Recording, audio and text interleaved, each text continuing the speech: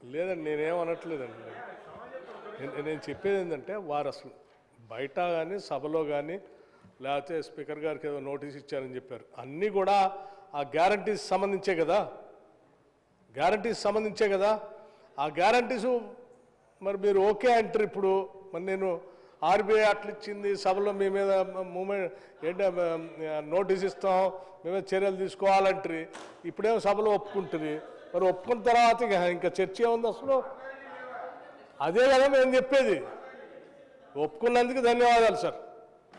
ఒప్పుకున్నందుకు RBI ద్వారా పుస్తకంలో చూపించింది కరెక్ట్ కాదు, మీరు చెప్పింది కరెక్ట్ అని ఒప్పుకున్నందుకు ధన్యవాదాలు.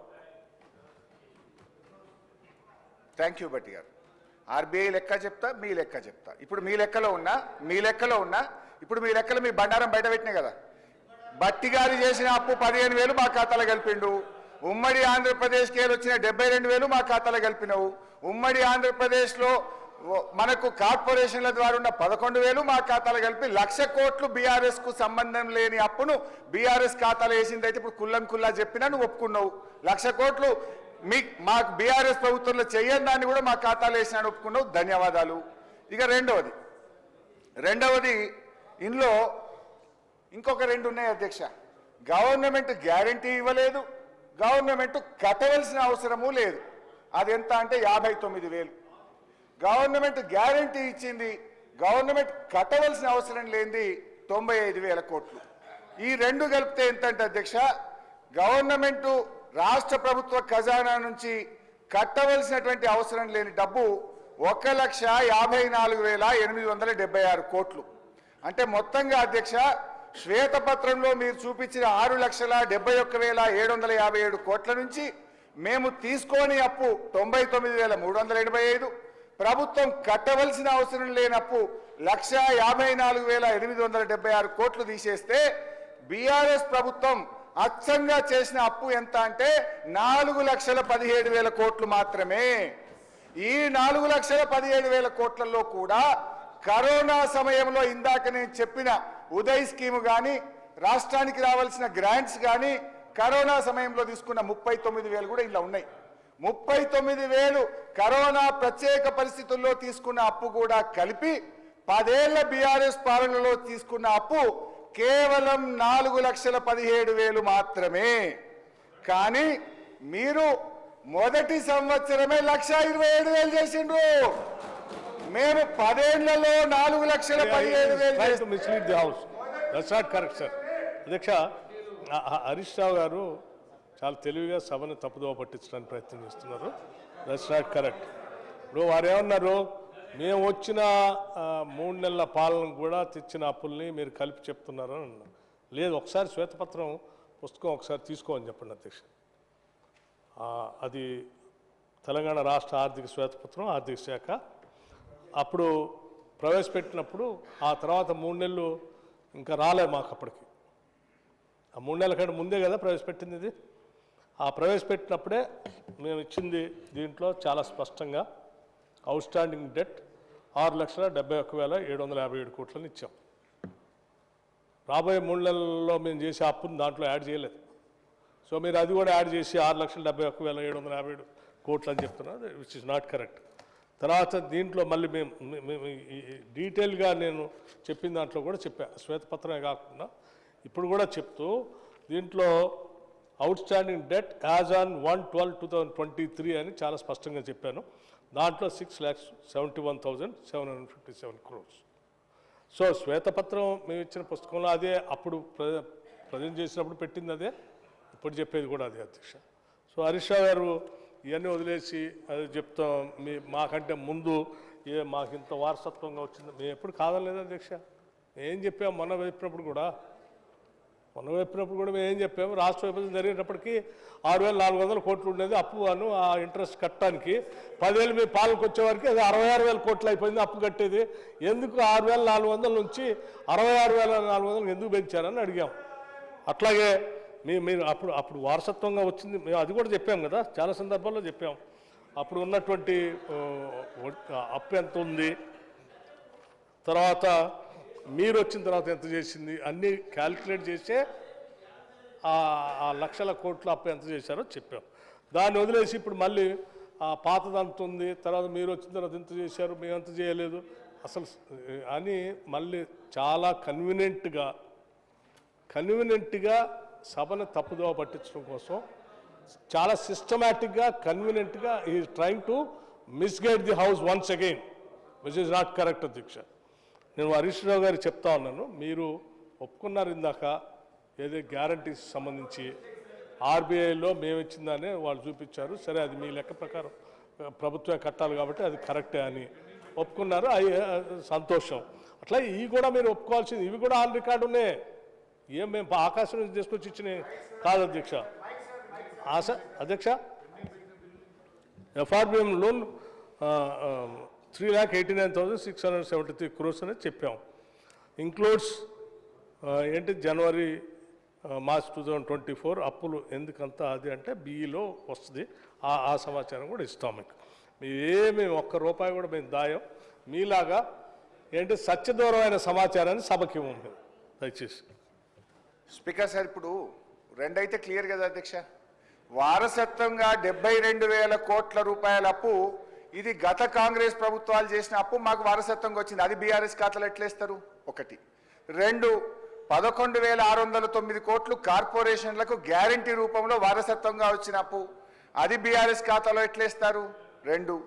మూడు, రాష్ట్ర ప్రభుత్వం గ్యారంటీ ఇవ్వలేదు, రాష్ట్ర ప్రభుత్వం కట్టవలసినటువంటి అవసరము లేనటువంటి అప్పు, అది 1,54,876 కోట్లు ఉంది. ఇవన్నీ తీసేస్తే కరోనా సమయంలో తీసుకున్న ప్రత్యేక పరిస్థితుల్లో తీసుకున్న అప్పు, ఉదయ అప్పుల బాధ్యత, గ్రాంట్ల రూపంలో రావాల్సిన అప్పు కేంద్రం అప్పు రూపంలో ఇవ్వడం, అన్నీ కలిపితే కూడా 4,17,000 కోట్లు మాత్రమే. అచ్చంగా బీఆర్ఎస్ 10 ఏళ్ల పాలనలో ఈ రాష్ట్ర ప్రభుత్వ ఖజానా నుంచి చెల్లించవలసిన అప్పు కేవలం 4,17,000 కోట్లు మాత్రమే. అంటే ఈ 4,17,000 కోట్ల అప్పును కాంగ్రెస్ పార్టీ నాయకులు పదే బయట వెళ్ళి ఏం చెప్పారు అధ్యక్ష? బీఆర్ఎస్ 7 లక్షల కోట్ల అప్పు చేసింది, 7 లక్షల కోట్ల అప్పు చేసిందని గోరంతలు కొండంతలు చేసి గోబల్స్ ప్రచారం చేయడాన్ని నేను తప్పుపడతా ఉన్నా అధ్యక్ష.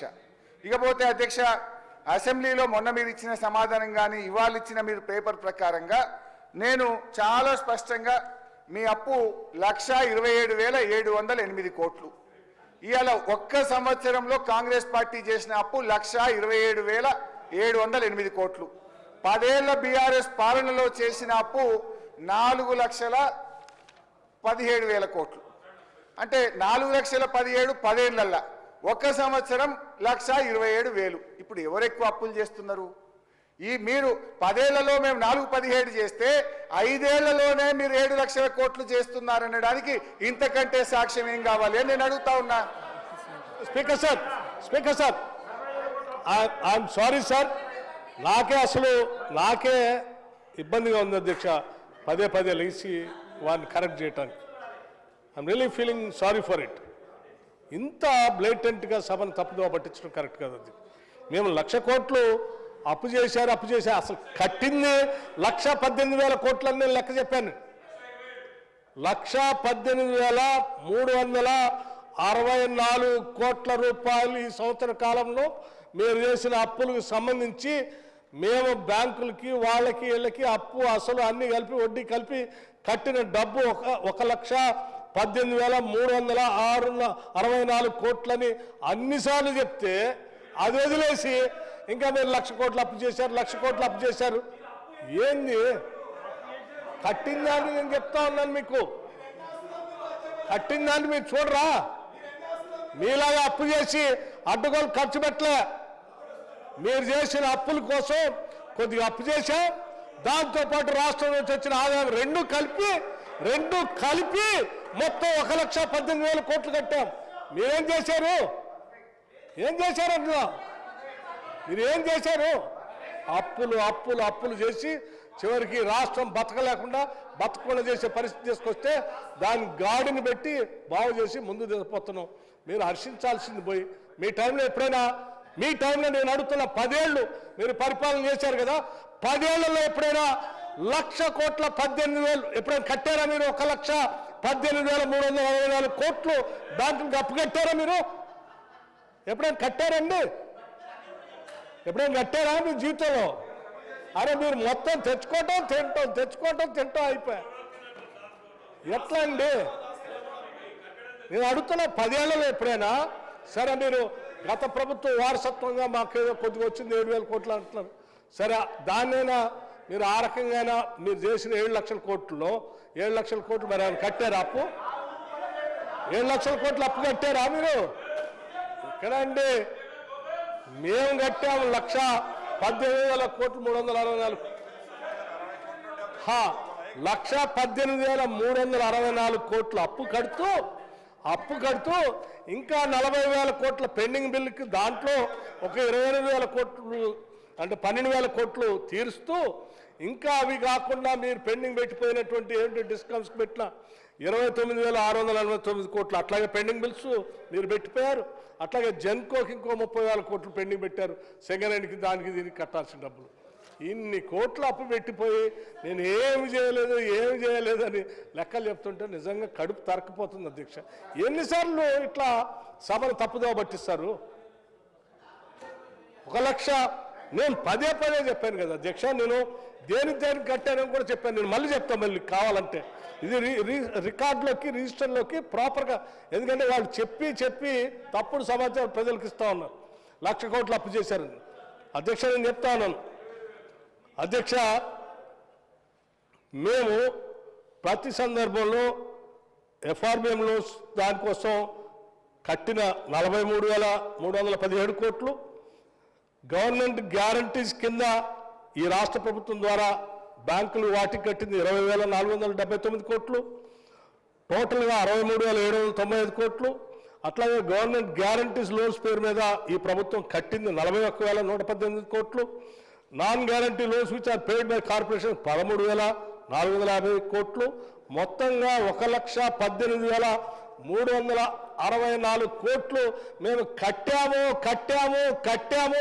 ఇది లెక్కలతో సహా అక్కడ ఉంది, కంప్యూటర్లో కూడా ఉంది మహానుభావం అని చెప్తా ఉంటే మళ్ళీ పదే వేసి మీరు 1,00,000 కోట్లు అప్పు చేశారు, మీరు తిన్నారు, తగలేశారంటే ఏడాధ్యక్ష ఇంతకంటే ఇంకేం చెప్పాము? మీలాగా ఇందాక చెప్పారు, ఇందాక కూడా అట్లా అబద్ధం చెప్పారు అధ్యక్ష.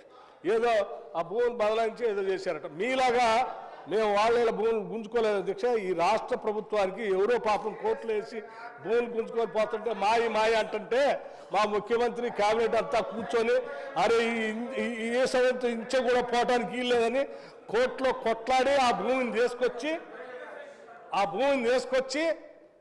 ఆ భూమి ద్వారా మళ్ళీ అమ్మకుండా ఇండస్ట్రియల్ ఇన్ఫ్రాస్ట్రక్చర్ కార్పొరేషన్కే ఇచ్చి ఈ రాష్ట్రానికే ఉండాలి, ఈ ఆదాయం మొత్తం రాష్ట్ర ప్రజలకే ఉండాలా అని అమ్మకుండా జాగ్రత్త చేసి పెడితే ఎవడో అన్యాక్రాంతం అవుతున్న భూమిని తీసుకొచ్చిన భూమిని అమ్మకుండా మళ్ళీ ఇండస్ట్రియల్ కార్పొరేషన్కి ఇచ్చారు.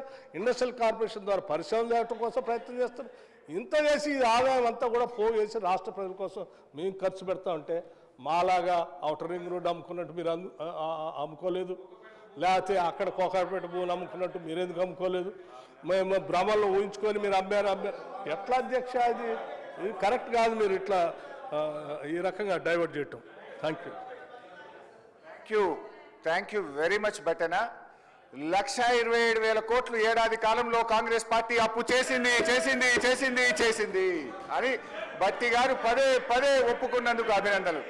10 ఏళ్ల బీఆర్ఎస్ పాలనలో మేం చేసింది 417 అయితే 5 ఏళ్లలోనే మమ్మల్ని మించి ఈ 5 ఏళ్లలో 7 లక్షల కోట్ల అప్పు చేయబోతున్నారని ఈ సభ ద్వారా బీఆర్ఎస్ పార్టీ రుజువు చేసింది. అయితే అధ్యక్ష బట్టి గారు ఏమన్నారు? మీరేం చేశారు అన్నారు. ఏం చేశానో చెప్తా వినండిక. ఏం చేసినాం అధ్యక్ష? ఈ రాష్ట్ర రైతాంగానికి కేసీఆర్ గారి హయాంలో 4,08,902 కోట్ల రూపాయలు ఈ రాష్ట్ర రైతాంగానికి ఇచ్చింది బీఆర్ఎస్ ప్రభుత్వం. రైతు బంధు కింద 73,162 కోట్ల రూపాయలు ఇచ్చాం. రైతు బీమా కింద 5,465 కోట్ల రూపాయలు ఇచ్చాం. లోన్ వేవర్ కింద 28,000 కోట్ల రూపాయలు ఇచ్చాం. పవర్ సబ్సిడీ కింద 65,000 కోట్ల రూపాయలు ఇచ్చాం.